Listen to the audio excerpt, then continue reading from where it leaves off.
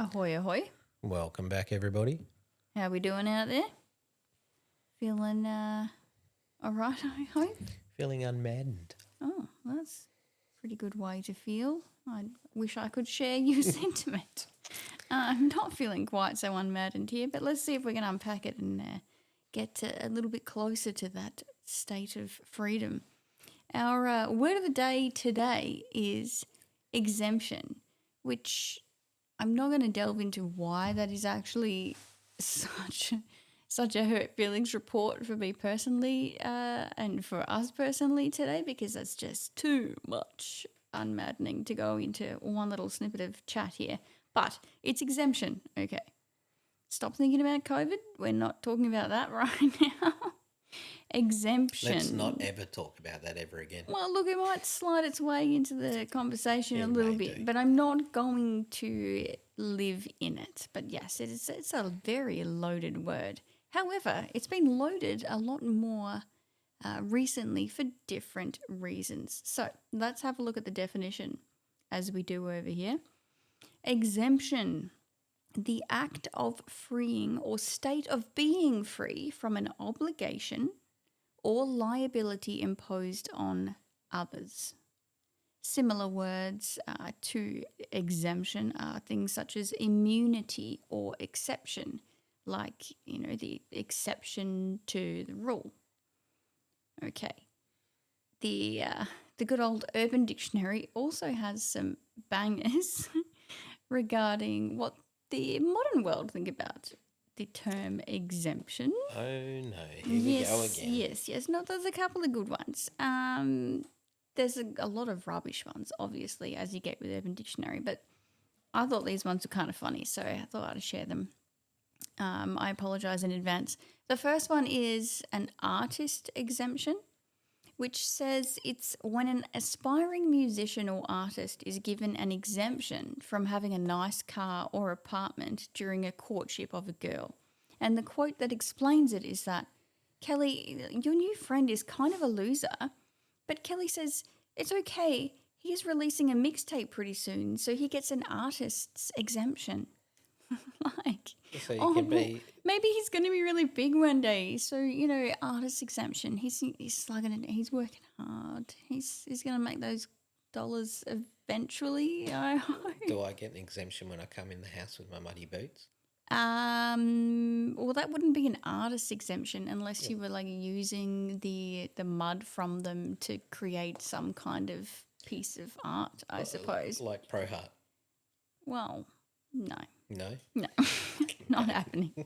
The second one is it's actually one that I thought it was funny, but I definitely can understand it. Okay, so this one is another urban exemption, but it's the Jersey Shore exemption.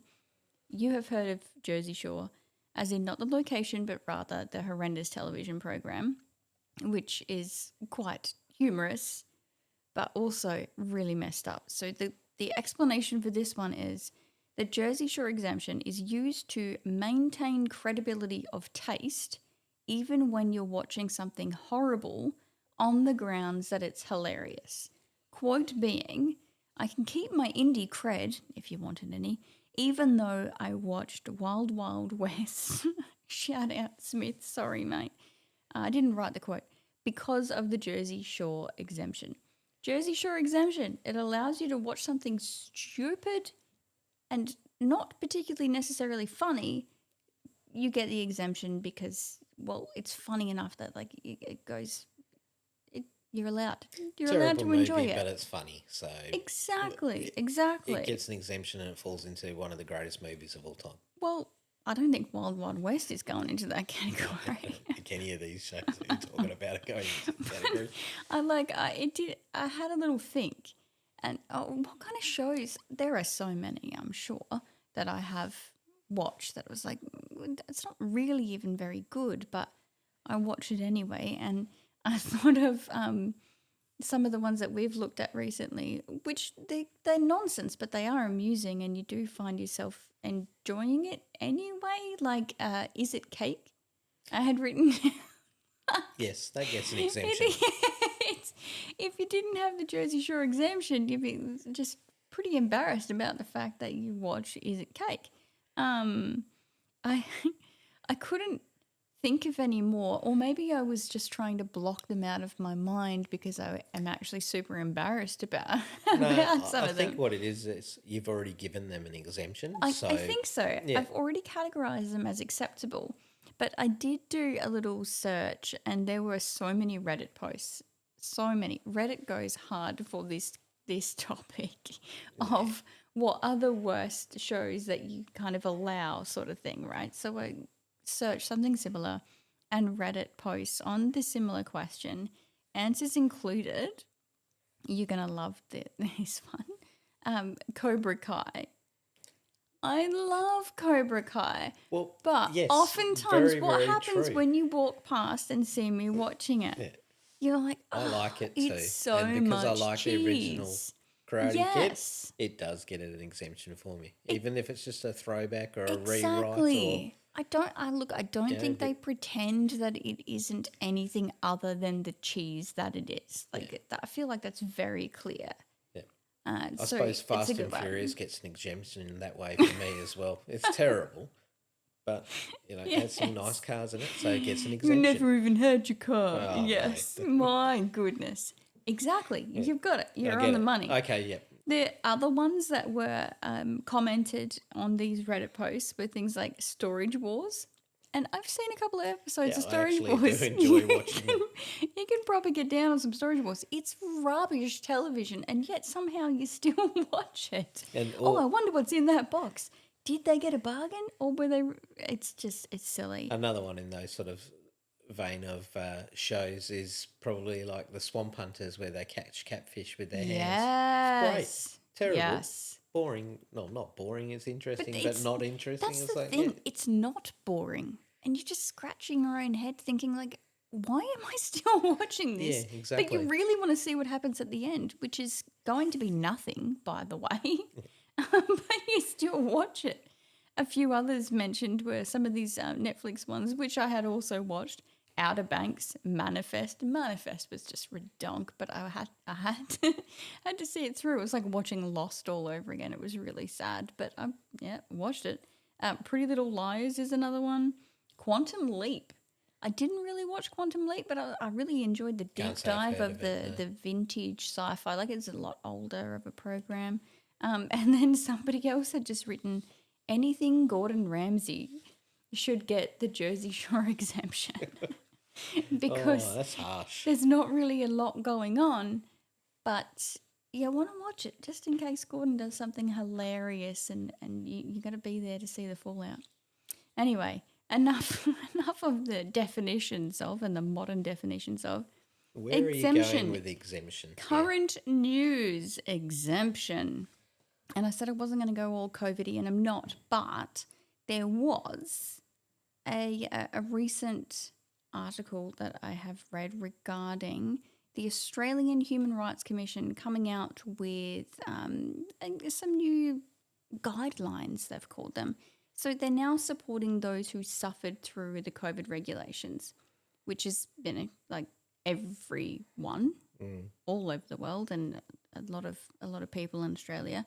They've got these 7 new recommendations on human rights regs, and the report is called Collateral Damage. Very well named, I like it. It's a report into the Australian COVID-19 pandemic response, right? So they surveyed 3,000 plus Aussies, which is not that many, but 3,000 plus, they've done that, from all the states and territories over the age of 18 in a space of a couple of months. They also did an online story submission portal, which they had open for a couple of months as well. And there were 2,300 stories that were submitted to it. Now, I don't recall seeing any advertising that such a thing was open for people to share their thoughts and feelings on, but still 2,300 people found given it. the course of events, you wouldn't expect a lot of people to sort of go, oh, well, I'm going to trust you on that one and chime in and tell you my story. But the thing that I found really interesting about that is that this was open. The story submissions and the survey, they were occurring in 2024.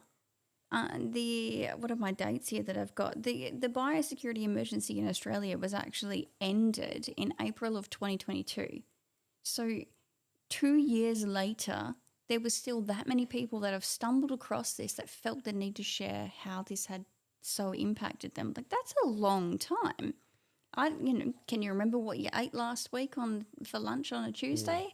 But this had a big impact on a lot of people. What happened during that time, during these lockdowns, and what did we have? Border closures, vaccine mandates, school closures, travel restrictions, all the rest of it.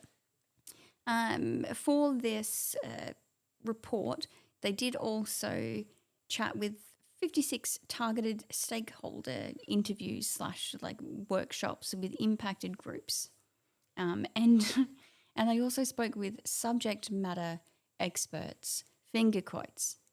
I really do not like the term So subject matter experts. I've got to take a step back here. And it's just with the Human Rights Commission coming in now and saying, right, we've got all these things and we've seen that, and we've interviewed 3,000 people. Was it that you said? They surveyed 3,032 Aussies. Sure you can read the documents yourself. They're all would have online. Been 10,000 times that amount of people screaming it from the rooftop, saying we're not putting up with this, and dare I say a tyrannical style of government that was going about at that point in time. Where were they then? Where were they to sort of, That's where right. was the support back then? 4 years earlier, where were you? Mental. I mean, anyway. Those protesters that were getting, taken down in the middle of the street for saying, look, I don't want to put up, this is against my human rights. Mm-hmm. There was no voice for them then. I watched the video of the human rights thing, and it's such the person saying it comes across as patronising. To me, it comes across very patronising, the way that they're speaking. And this video is available on the website of the Human Rights Commission for Australia on the link to their collateral damage report, so you can see it for yourself if you would like to. But yeah, they conduct all this research and they come up with these 7 points. The first being human rights as a priority embedded in decision making. Number 2 is meaningful consultation with all the communities, especially vulnerable groups. And it really irks me when we think about the vulnerable groups, in particular those that were suffering at the time from health issues, not necessarily anything to do with the pandemic, but like sick people who couldn't be visited by their families. There'd be so many stories of that. Well, in really that video sad. from the Human Rights Commission, they've shown footage of whether it's an reenactment of it or not, but if they knew these things were going on, too little too late, honestly. Their third point, they're talking about proportionate responses which are reviewed and adapted, which I think is really important, and there wasn't much adaptation to the various regions. Like, Australia is a massive place, okay, so maybe some of these things that you're pumping out there, I probably didn't agree with any of them, but maybe they are more relevant to your highly populated areas, but perhaps we don't need to be doing that in these smaller regional spaces where you're dealing with different groups and different individuals. But they just came out as a one-size-fits-all, which was completely unfair for so many. Their fourth point is balancing risk with compassion and ensuring timely and accessible exemptions.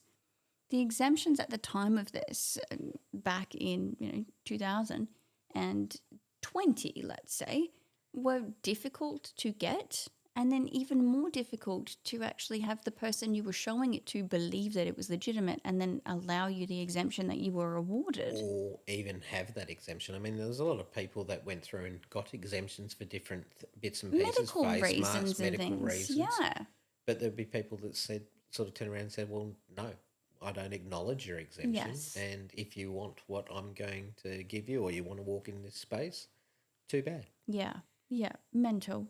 The fifth point there, tailored communication addressing diverse needs and combating misinformation.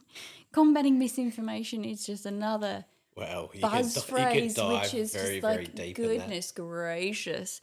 Well done. You got to pop that in there, just whose because misinformation are we talking about? that's right. That I'm just going The on my misinformation opinion from the there, public of what they're actually feeling. Thanks, Human Rights Commission, for helping us with the misinformation issues. But maybe your information is incorrect and you're not speaking to us. Anyway, well, talking about misinformation, we were told that our human rights didn't really matter at that point in time. Absolutely, and we the were. emergency powers that snuck in many years previously I was going have to supersede it. two more points for you, and then I will jump back into what you're saying there because you're spot on. The sixth point is empowering and supporting local communities, which was just all by the wayside for a very long time. And the seventh being planning beyond the crisis to avoid abrupt withdrawal of critical supports, which certainly happened as well. But there were these other little quotes that are in their write-up, in their report as well, which state that a lot of these emergency Human Biosecurity Act things, the emergency orders they put in, they were executed with little to no notice. Like there was not a lot of warning that, oh, look, everything's shut now. You can't do what you were planning to do. You can't have your kid's birthday. You can't do this. And many people were overlooked or isolated due to these blanket and inflexible policies that failed to consider local realities. These are not my words. That's taken straight out of that article. Yeah. So look, it's real nice that y'all have written this dandy thing to help everybody, but sure didn't feel like there was much help for those of us that didn't want to just 100% too little, too late, and the fact that human rights were being violated and freedom of medical choice was being violated. And there was many that were already in place that we don't need a report to tip in another, thousands and thousands of dollars. I don't know how much it cost them to do this report. No, I'm not sure. I didn't look up what the costing was involved in that. We don't need letters to fear tell not, us that. They definitely spoke with the subject matter experts, and they will be combating misinformation. So we'll be right. Next exemption. Who were the subject matter? Are you ready for the next exemption? 25% tariff from the United States on steel and aluminium exports from Australia. And old mate says, ouch. I don't like that. I don't want to be lumped in with everyone else. It would be okay if maybe we don't have that here because we're friends, right? Australia and the States, we're homies. We're good friends. Could we have a buy on that? My goodness. Well, there was trade... trade agreement, free trade agreement, of course, place, but that supersedes. I mean, the new president in America has decided that that's what he wants to do to protect his country and protect the ongoing economy in his country, and he's more than welcome to do that. It would have been so weak if he goes, oh, okay, Australia, yeah, all right, I'll retract what I've just said and I'll give you a buy. Well, there's a few options that you could take with it. I mean, we could implement our own tariff in a retaliation, because they're calling it retaliation tariff. Yeah, which I think is a bit ridiculous.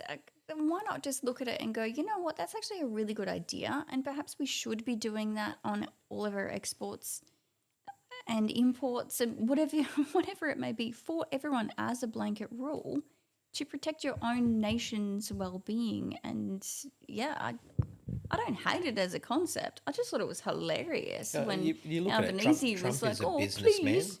And he's thinking business, which is what you need the leaders of the country to do, that are in charge of the finances of the country. Yeah. But he's thinking in a business perspective and an ongoing wealth for his country that he's in charge of. And we should be doing that in the reverse as well. Well, let's have a sit down and have a discussion. We're both business entities here and we have an agreement. Australia is one of the countries that actually have a deficit to the United States. So we import more product than we export to America. So I think most countries, from reports that I'm reading, I've Googled it, so don't quote it. The oldie Googleizer. But it was around about 90 billion, I think it was. And then we were giving back 30 billion, 30-something billion. Yeah. So that every other country that America has agreements or major trades with, they They're import taking a more lot than more they from export. So than we're actually a positive investment for America to Yes. look at that and go, well, so if we implement tariffs on our behalf, then that would be a big deficit. 25% of $90 billion is a lot of money. Absolutely. When you're only taking back 30% of it. Yeah. 25% on 30 million. It's a big dollar value. So maybe that could have been a discussion that they got into straight away and said, look, well, all the other countries that tariffs have been implemented have implemented the return tariffs. Yes. Canada's a bit of a funny one, but yeah, just leave that one there. But that's a tit for tat sort of thing. But the rest of it is more of a, well, let's enter into discussion and have a business thing, because it doesn't work either. Which sounds smart, I suppose. It's a better way to respond to something that you weren't expecting. But I really don't like that. But it's okay. I know he's going to announce that. How about I just ask if we can have like a bar lease, like you're playing chasing in the yard with your friends, and you go, oh no, I'm touching home base, so I get bar lease, right? I don't need to have the exemption. Well, another it's thing silly. Australia could do is just diversify their market, and I mean that won't. When you diversify your market, there's lots of other places in the Indo-Pacific that we can trade with that require, because it's only a restriction on steel products and aluminium. And according to what the Australian government said, it's only 0.5%, but I think when I looked it up, it was a bit higher than that, than what was written in the public press. Surely not. Don't need to worry about it, though. Albanese's got it under control. He's got a plan. Oh, yeah. He's got a plan. Cool. He just jumped on the old interweb and asked that everybody buys Aussie products, such as Bundy. He's like, Bundy rum, Bundaberg rum, get on there and let's all just buy that instead of buying all these other products from overseas. Stop buying the imported products. One way or another, you're going to push up inflation by having these kind of things. We did this decades ago with the protected Australian products, and that, again, we had high inflation.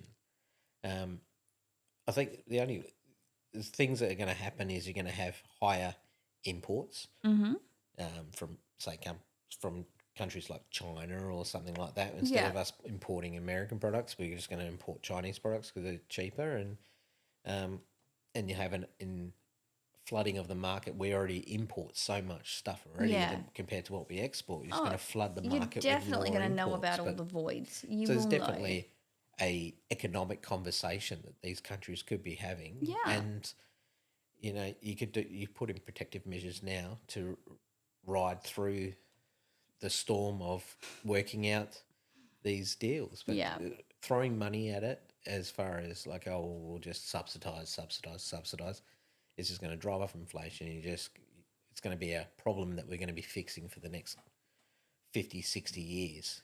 But the other problem you end up with, such as what you were saying before, when there was that sort of that big movement towards buy Australian, Australian-owned, Australian-developed products, etc., so many of those products that might have that lovely little tick on them that say that they're Aussie-made, where do they actually even come from? That's the biggest issue, right? That's 100%. It says Australian-owned or Australian-made, but where did they get those ingredients from or that product from? Do they just, it's just imported from somewhere else and then they whack a sticker on it because it was not manufactured here, but it was marketed here, and now it becomes Australian-made? Like, that's not actually a true Australian-made product. I mean, you can go down the road to old mate's farm and buy something that he's grown on his farm, and that was Australian-made. But things that we buy in the stores, even stores in Australia that you feel like they're an Australian brand. I won't name them, but you know what our sort of quote-unquote superstores are that we go to and purchase things from, feeling like we're buying Australian. You only have to look at the labels to see that most of those things are actually imported from somewhere else. So you're not injecting anything back into your own economy from having done that. And I think most people are aware that most of these companies, even the Aussie ones, the big Aussie ones, aren't even owned by Australian owners. It all ends up coming back to Uh, yeah, your big trillion-dollar corporations like BlackRock and Vanguard. You've got Larry Fink over here with his $1 trillion of assets, owning a snippet, a percentage of all the big names. He's just one of them, guys. 11.5 trillion. 11.5. Larry. BlackRock. Oh, BlackRock. Yeah. Larry Fink, though, is meant to be like 7.4 trillion in my last Googleizer of his own personal. Of his own personal assets. Wow. Mental. And based on what we were talking about before with the Human Rights Commission, they've got plenty of dollars in AstraZeneca, which is nice. 7% of Google, 7% of Netflix. They got 7% of Macca's and PepsiCo. But then a lot of the people that are invested in BlackRock are also invested in Vanguard, which is hilarious because Vanguard are major shareholders in Coca-Cola. So you've got you just diversify. Yeah. Yes. And they also have Macca's and Netflix and Apple. So yeah. What are you going to do? You just try and make the best choices you can. And look, if we could all just walk down the road and buy products from each other and share resources such as would have occurred many, many moons ago where it's like, oh, I can grow this at my place and you can grow this at yours and we can exchange goods and services. Probably the only way to genuinely know that you are supporting your own Australian-made stuff anymore because it's so convoluted and messy. Even if you're trying to make a good choice, trying really hard to look at the labels, to look at, oh, it's Australian-made and it's recyclable and it's all these things. Is it though? Yeah, that's right. Made in Australia from all imported ingredients. Yes, revolting. Speaking of the old Apple there, let's just talk about our vintage culture, which is super good and I love it. But it does unfortunately lean back into Apple. So we'll just talk about the Apple aspect and then we can talk about how great it is. Mighty Morphin Power Rangers. Yes, love it. I won't sing the song. I should have queued it up so we could play it. Go Power Rangers. Which ones were they going? Little snippets. There was a couple of different songs for a couple of different style of Power Rangers. No, I'm not talking about anything beyond Mighty Morphin Power Rangers. Mighty Morphin's the original. The original and the best, okay? Who coined that? Is that Colonel Sanders? Surely. Imported here also. Yes, we have that one. Made in Australia. Mighty Morphin Power Rangers was awesome. I loved it. It was very, very cool. There has been, for quite a few years, a lot of smartwatches that bust about the place. I had like a Fitbit one years ago. I didn't like it. It made my wrist feel weird and so I couldn't wear it. But there's so many people now wearing the Apple iWatches. I always insisted that I would never be wearing a watch such as that with so much tech on it unless I could use it to speak to Zordon, who is the the one in charge of the Mighty Morphin Power Rangers. And he's like just this weird face on a big television screen that speaks to them through their watches while they're in school and they have to just secretly disappear and go and hang out with Zordon and do the next mission and beat Rita and get into blues with Bulk and Skull in the high school. It was cool and wholesome and they fought with bad guys in their cool suits and I loved it. That is the only speaking into a watch or super tech kind of stuff on a watch that I want to know about. Yeah, see, I'll probably fall more into the Get Smart type of speaking into the watch. Yeah, but didn't he speak into his shoe? Yeah, definitely, yes. Yeah. He made phone calls on his shoe. Yes, which is also really cool. And I like it that the radiation is further away from you. That's right. I mean, your foot's further away than your wrist. That's nice. Talking about the iPhone watch and that, I mean, Siri can't hear you from your feet though, can she? She definitely can. Don't get lulled into a false sense of security. Siri is listening to everything. My goodness. Isn't that right, Siri? Nope. Yes. No answer. I can hear you. Really? So we were looking at that pic the other day with the rapid progression of what it is that has happened from phone to watch. And Well, it was even before phone, the iPod. Yes. 2001. Yeah, you're right. It wasn't even a phone. It wasn't even an iPhone. It was an iPod. Yes. And it had, what was the caption? It's 1,000 songs in your pockets? Yeah, 1,000 songs in your pocket. Yeah.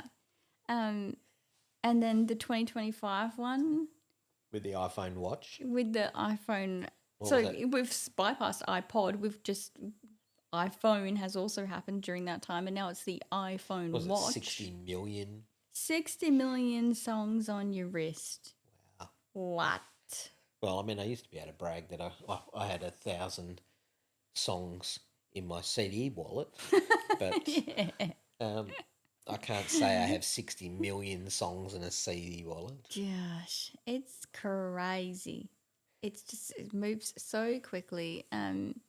I don't think I have 60 million, but I have plenty of these songs in my head. I enter into a conversation. Oh, reminds me of a song. I'm just going to sing that line of that song. That's it has where a word my for it. I can't remember live. what the word for it is right now, but I don't need them on my wrist. I don't need Siri with me everywhere. I'd rather just remember them in my mind and giggle to myself that reminds me of something. It's a lot of fun in here in the head. It's good. There's no exemptions in there. There's no exemptions. Well, maybe you've already placed an exemption on it for yourself. A Jersey Shore exemption on my own brain. Yeah, ouch. Oof. On that note, goodness gracious. Hey, be nice to each other, everyone.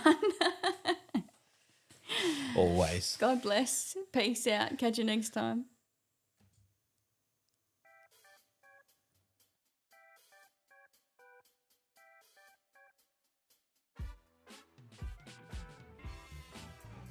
This content is for informational purposes only and should not be considered as professional advice. We are not human rights commissioners, power rangers, pastors or politicians. You are not more likely to suck less or try harder having listened to these shenanigans.